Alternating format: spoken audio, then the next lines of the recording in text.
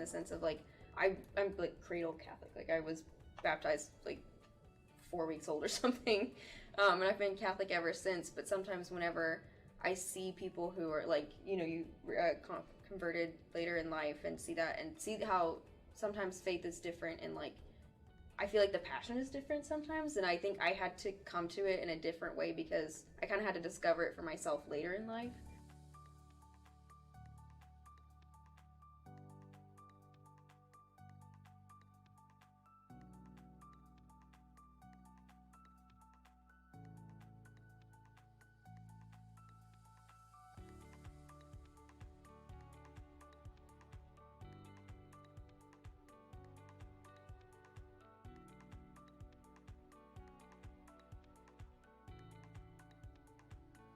Hello, everybody, and welcome back to Sunday Scripture Reflections. That when Christ is pierced on the cross, that blood and water flowed from the side. And as Catholics, we usually look at it in two different ways. You look at the blood as the sacrifice, and so everything has to be, woe is me, everything has to be suffering.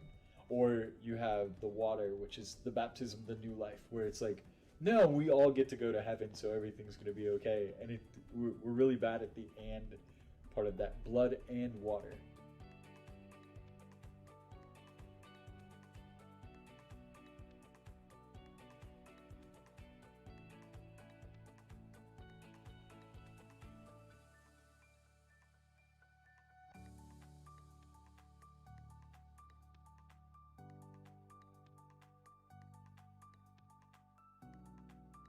And Dorothy is one of our parishioners, and she's a scholar in biblical and spirituality.